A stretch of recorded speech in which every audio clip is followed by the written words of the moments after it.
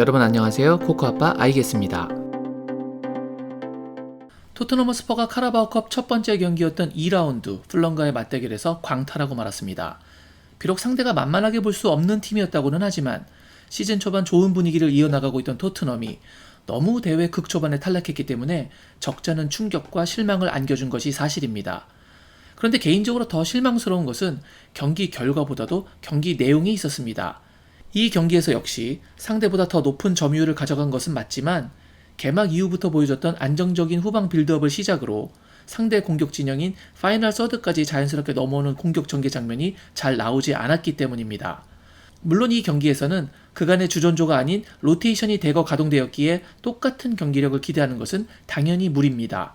그런데 토트넘은 로테이션 멤버로도 프리시즌 마지막 경기에서 지난 시즌 라리가 우승팀인 바르셀로나를 상대로 매우 뛰어난 경기력을 보여준 바가 있습니다.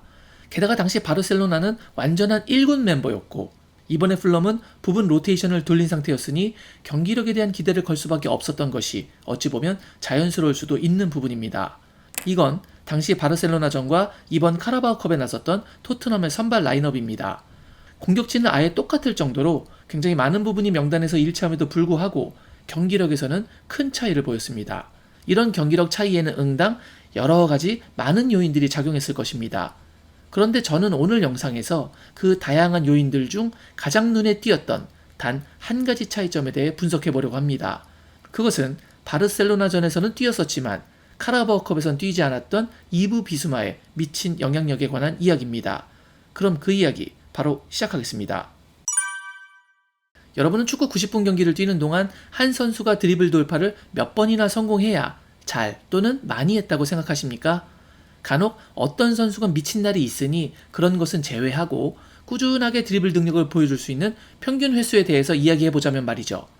어떤 분들께서 생각하실지도 모르는 경기당 10회 드리블 돌파 같은 드라마틱한 수치는 사실 거의 일어나지 않습니다.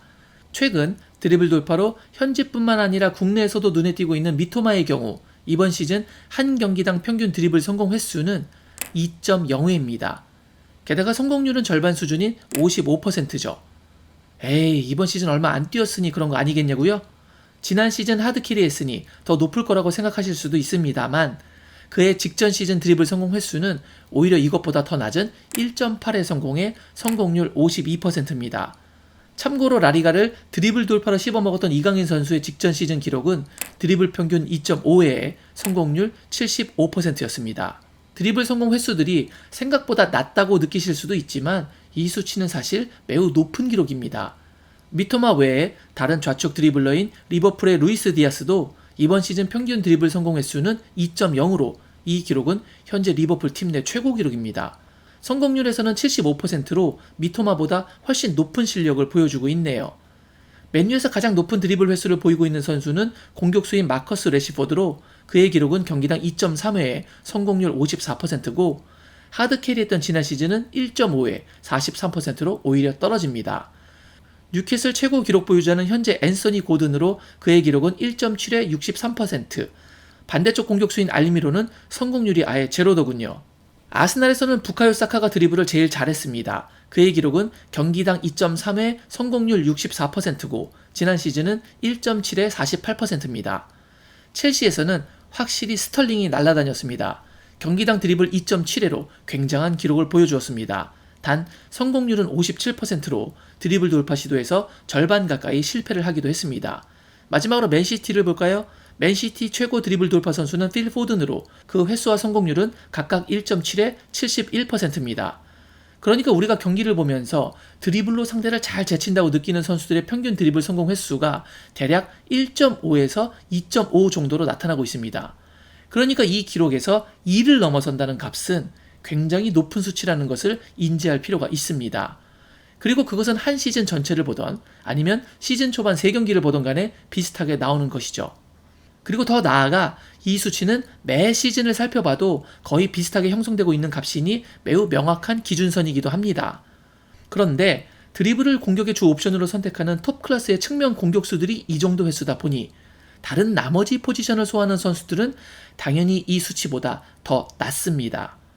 그럼 오늘 이야기하려는 비수마의 이번 시즌 한 경기당 드리블 성공 횟수는 과연 몇일까요? 무려 성공 횟수 3.0에 성공률은 75%나 됩니다.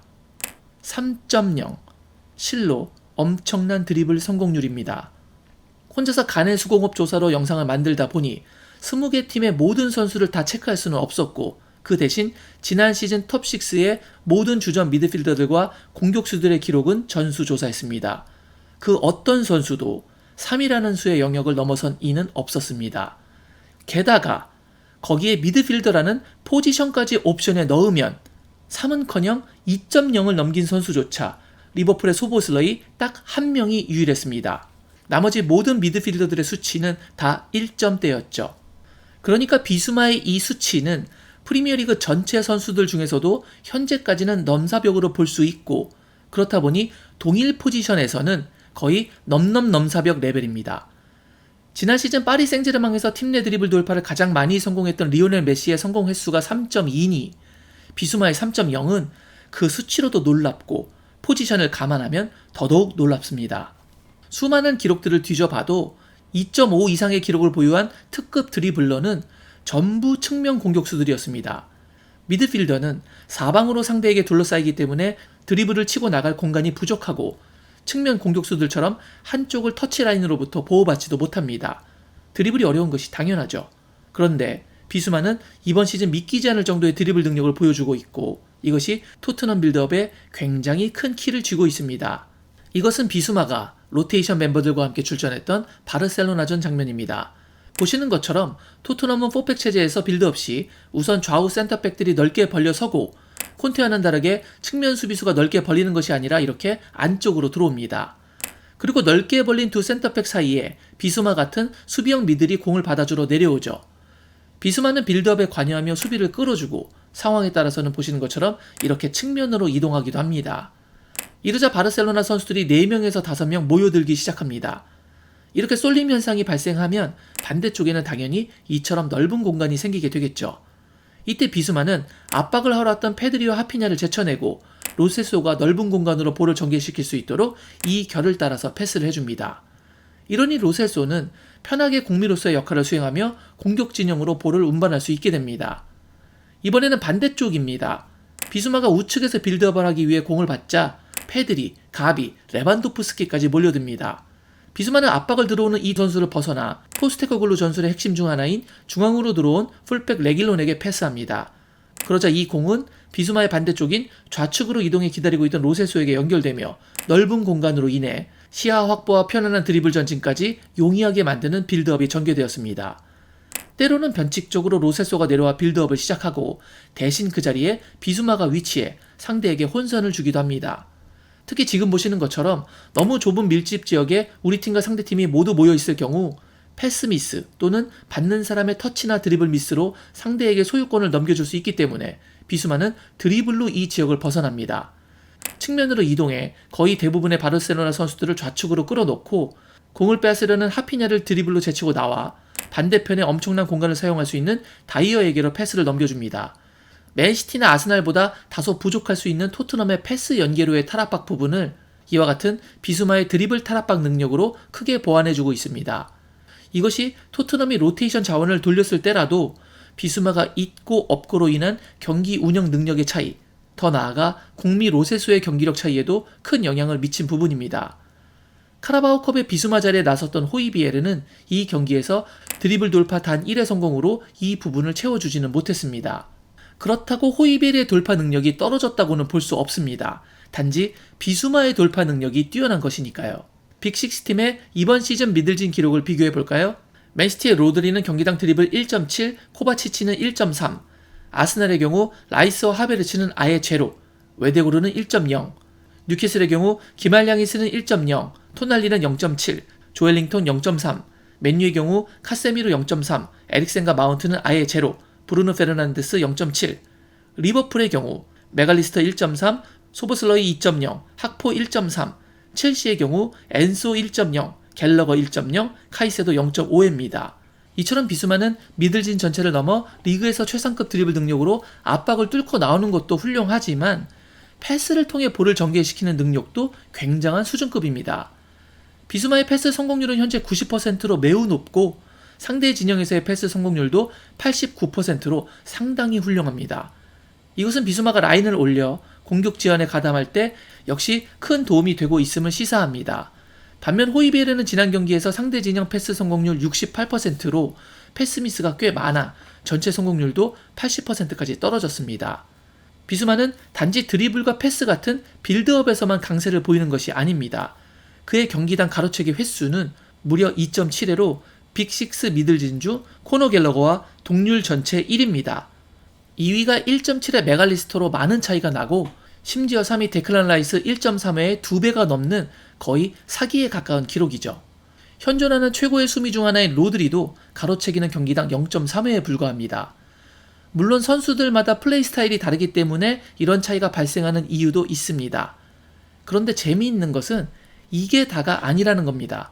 비수마의 스탯 불가침 영역에는 태클 성공 횟수도 있습니다. 그는 무려 경기당 태클 4.0회 성공으로 이 부분에서도 넘사벽 1위입니다. 2위는 3.7회 로드리, 3위는 3.3회 카세미르입니다. 공을 걷어낸 기록에서도 경기당 2.7회로 맨유 카세미르의 3.7에 이어 유일한 2점대 기록으로 이 부분 단독 2위입니다. 대단하네요. 더욱 놀라운 것은 경합 횟수입니다. 메갈리스터의 경우 경기당 경합 횟수 6.7로 비교군 전체 3위, 로드리는 7.3으로 압도적인 2위를 기록하고 있습니다만 비수마는 전혀 다른 세상인 무려 경기당 9.3의 경합으로 독보적 1위를 지키고 있습니다. 이건 라이스나 코바치치의 4.3회, 엔소의 3.3회보다 2배가 넘는 기록이고 기말량이스의 6.3, 카세미르의 6.0, 갤러거 5.3을 가히 압살하는 기록이죠. 이처럼 비수마는 수비형 미드필더가 해줘야 하는 수비적인 기록에서 거의 대부분을 상위권 또는 최상위에 올라있고 그걸 넘어 토트넘이 후방 빌드업에서 안정적인 탈압박 전진을 할 수 있는 드리블 능력과 패싱 능력까지 겸비한 선수입니다. 적어도 시즌 초반 현재까지는 저는 가히 최고의 수미로 주저없이 뽑을 수 있을 것 같습니다. 비수마의 전천후적인 능력은 수비진은 물론이거니와 공을 받아서 넘어가야 하는 메디슨과 로세소의 부담까지도 엄청나게 감소시켜준다고 생각할 수 있습니다. 포스테코글루 감독의 바뀐 전술을 더욱 안정적으로 완성시켜주는 선수, 같은 로테이션 상황 속인 바르셀로나전과 카라바오컵을 통해 그 존재감이 더욱 드러난 선수. 오늘은 이번 시즌 미친 활약을 보여주고 있는 2부 비수마에 대한 분석을 해봤습니다. 부디 부상 없이 한 시즌 최고의 폼을 찍는 비수마가 되어주길 바라겠습니다. 오늘 제가 준비한 영상은 여기까지였습니다. 오늘 영상이 마음에 드셨다면 구독, 좋아요, 알림 설정 부탁드리겠습니다. 저는 다른 더 좋은 영상으로 여러분께 인사드리겠습니다. 그때까지들 건강하시길 바랍니다. 역시 I guess.